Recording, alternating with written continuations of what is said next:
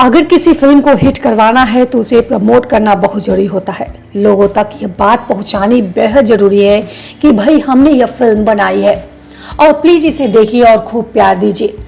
फिल्मों को प्रमोट करने का ट्रेंड शुरू से ही चल रहा है, लेकिन बदलते वक्त के साथ प्रमोशन में काफी बदलाव आ गया है। जहां पहले अपनी फिल्मों को प्रमोट करने के लिए मेकर्स बड़े बड़े पोस्टर और बैनर बनवाकर बस ऑटो से लेकर टेम्पो तक के पीछे लगवाते थे, लेकिन अब प्रमोशन पर करोड़ों रुपए बहाए जाते हैं। फिल्म के फर्स्ट लुक पोस्टर के लेकर टीजर और ट्रेलर लॉन्च के अलावा फिल्म स्टार्स रियलिटी शो से लेकर टीवी शोज और पब्लिक के बीच जाकर फिल्म को प्रमोट करते हैं। कई बार फिल्म को प्रमोट करने के चक्कर में मेकर्स सीमाएं भी लांघ जाते हैं। ऐसा 28 साल पहले आई एक फिल्म के दौरान हुआ था। इस फिल्म को प्रमोट करने के लिए मनीषा कोइराला की मौत की खबर छपा दी गई थी। इस फिल्म को प्रमोट करने के लिए मेकर्स ने फिल्म की हीरोइन की मनीषा कोइराला को ही मार डाला था। यह फिल्म 1994 में रिलीज हुई थी। नाम था क्रिमिनल, जिसे महेश भट्ट ने डायरेक्ट किया था। फिल्म में मनीषा कोइराला के अलावा नागार्जुन, राम्या कृष्ण और रंजनी लीवर समेत कई कलाकार थे। फिल्म को मुकेश भट्ट ने प्रोड्यूस किया था। क्रिमिनल हॉलीवुड फिल्म द फुगिटिव का हिंदी रीमेक थी।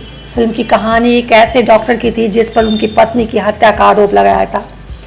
कुछ साल बाद निर्दोष साबित होने पर वह दोबारा शादी कर लेता है। इस फिल्म को हिंदी में क्रिमिनल नाम से बनाया गया। हिंदी के साथ साथ इसे तेलुगु में भी शूट किया गया था। IMDb के मुताबिक इस फिल्म को प्रमोट के लिए मेकर्स ने तगड़ी प्लानिंग की थी। जब फिल्म रिलीज हुई तो महेश भट्ट ने बड़े बड़े अखबारों में विज्ञापन छपवा दिए कि मनीषा कोइराला मर गई। ऐसा फिल्म को प्रमोट करने के लिए किया गया था। चूंकि फिल्म में मनीषा कोइराला के किरदार की मौत हो जाती है, इसलिए मेकर्स ने सोचा कि इसी प्रमोशन का हिस्सा बनाया जाए। लेकिन मेकर्स का यह दाव उन पर ही उल्टा पड़ गया। लोगों ने क्रिमिनल्स के मेकर्स के इस हरकत को घटिया बताया और खूब खरी खोटी सुनाई। बताया जाता है कि मनीषा कोइराला के इस बारे में कुछ खबर भी नहीं दी गई थी कि उनके नाम का इस्तेमाल कर इस तरह का प्रमोशनल कैंपेन प्लान किया जा रहा है। ऐसे में जब मनीषा कोइराला ने अखबारों में अपनी मौत की खबर वाले विज्ञापन देखे तो उन्हें जोर से झटका लगा।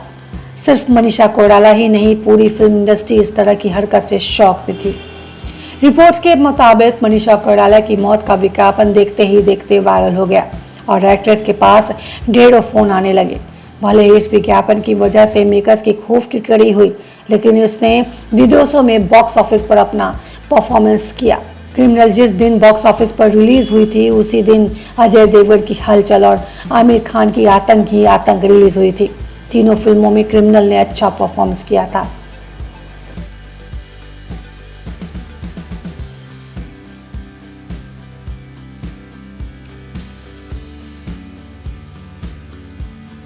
न्यूज जंक्शन में आपका स्वागत है। News junction entertainment YouTube channel पे आपको भोजपुरी जगत के साथ साथ बॉलीवुड की ताजा रोमांचक खबर देखने सुनने को मिलेगी। क्रिकेट की दुनिया, पॉलिटिकल पार्टी के साथ साथ देश विदेश की खबरें यहाँ आपको देखने के लिए मिलेंगी। इस चैनल को सब्सक्राइब करना न भूले। अगर हमारे चैनल के वीडियो के लिए कोई सुझाव है तो आप email कर सकते हैं radharani184@gmail.com पर।